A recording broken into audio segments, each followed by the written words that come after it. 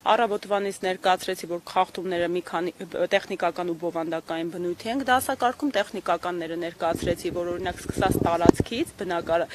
տվյալ ընտրատեղամասային տեղամասի չի համապատասխանում քանակին, այն ընտրողների ու լրացուցիչ նեղվածություն է ստեղծում, ասեմ ավելին, մենք գիշերվանից ենք սկսել մոնիթորինգ անել, բոլոր քաջատեղյակ, որ կենտրոնական ընտրական հանձնաժողովը ուղիղ հեռարձակում է ապահովում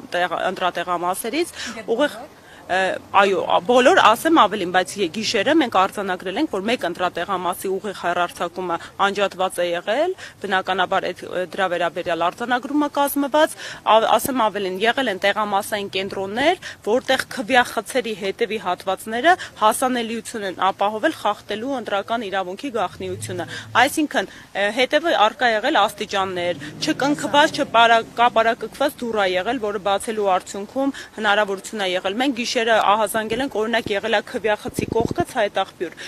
այսինքն երբ այլ քաղաքացի մոտենար փորձեր օգտվել ջրից, կտեսներ մյուս քաղաքացու ընտրական իրավունքի իրացումը։ Դպրոցի մեջ մշակութային կենտրոններ մեջը ցայտաղբյուր կար, բայց մեր ահազանգից հետո փակել ենք։ Տեսեք, դա կոմունիկացիաներն են ապավել, որ ջրից ասի չզրկվեն։ Չէ, ի սկզբանե եղել է նորություն նոր տեղադրված կոմունիկացիոն համակարգ չի եղել, ի սկզբանե այդտեղ արկա եղել, բայց պարտավորվածություն կա քվյախուցը այնպես ապահովել ու տեղադրել, որպեսզի որևէ կերպով մարդու ընտրական իրավունքի գաղտնիությունը չխախտվի։ Իսկ այս պարագաներում բոլոր իմ կողմից մատնանշված հստակ արձանագրումներով տրված է։ Շարունակենք բովանդակային խախտումներից ունեցել ենք արձանագրված էլի ընտրական իրավունքի գաղտնիության խախտման երկու դեպք, երբ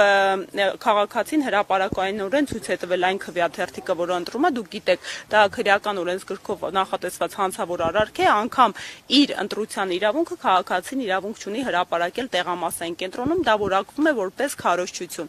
Ունեցել ենք եւս մեկ դեպք, որը ցույց չի տվել, բայց հրապարակել է, թե որ քաղաքական ուժին է ցանկանում իր քվեն տա, ունեցել ենք իրավիճակ, որ քաղաքացին քվյաթերթիկները վերցնելուց հետո հրապարակային դրանք պատռել է, հեռացել է, հետո վերադարձել է տեղամասային կենտրոն, կրկին ցանկություն է հայտնել այնուամենայնիվ իր ընտրական իրավունքը իրականացնել։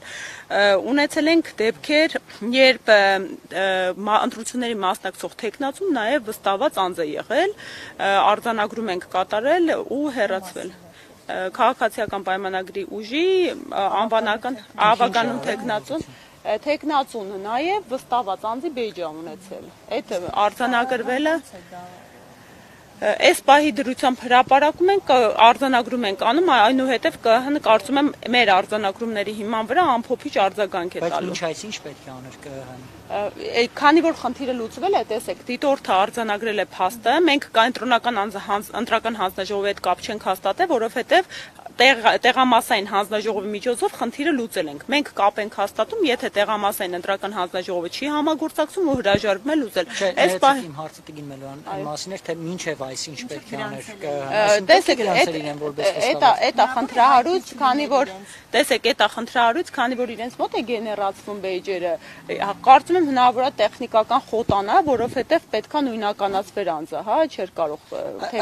թեկնածուն չի կարող որևէ կերպով հանդես գալ որպես վստահված անձ։ Այս արձանագրեմ նաև մյուս դիտորդական մեր դիտորդների եւ ընդհանուր ձեր իրազեկվածության համար, թեկնածուները իրավունք չունեն գտնվելու տեղամասային ընտրական հանձնաժողովներում եւ տեղամասային կենտրոններում բացի հաշվարկի պահից։ Հաշվարկի ժամանակ յուրաքանչյուր տեղամասային կենտրոն կարող է թեկնածու մտնել եւ վերահսկել։ ԿՊԱ-ական պատգամ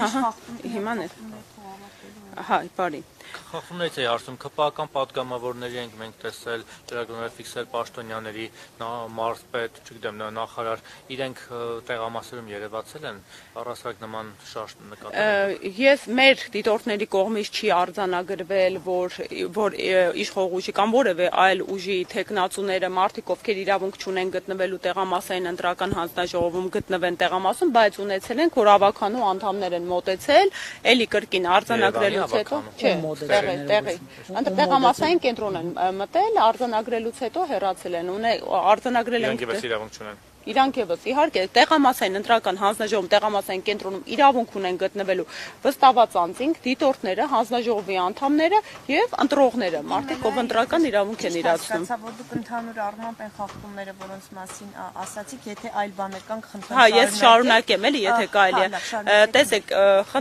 բավականին շատ արձանագրումներ են ունեցել, երբ մարդիկ գնում են տեղամասային կենտրոն եւ ասում են, որ ինձ օգնություն անհրաժեշտ, իրենց ուղղորդող բարեկամներ են լինում։ Այս իրավիճակներում մարդուն քվյախցին իրավունք ունի երկրորդ այլ անձ մոտենալ միայն բացառապես այն դեպքում, եթե տվյալ անձը խնդիր ունի ֆիզիկապես իրականացնելու իր ընտրական իրավունքը։ Օրինակ դեպքը ասում է, ես լավ լսողություն չեմ լսում ու խնդրում եմ, որ բարեկամը օգնի։ Այս իրավիճակում չի կարելի թույլ տալ, հանձնաժողովները պետք է արձանագրում անեն եւ մեր դիտորդների կողմից ֆիքսելու եւ պնդելու պարագայում այդ արձանագրումները արել են։ Մի դեպք է եղել, որ բարեկամին թույլ են տվել,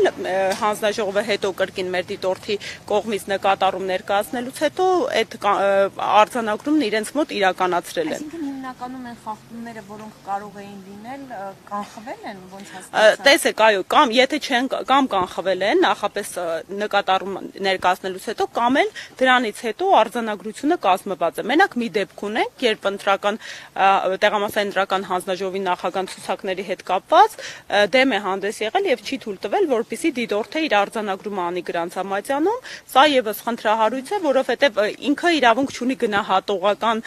նրբերանգներ ներկայացնի, թե դիտորդը արդյոք այդ իրավիճակը խնդրահարույց համարում է, թե ոչ։ Իսկ դուք կարող եք Տիկին Մելոյան այդ ամեն ինչը հաշվի առնելով հիմա օրինակ ինչ որ գնահատական հնչեցնել այն խախտումները, որոնք որ արձանագրվել են, գուցե արձանագրվեն նաեւ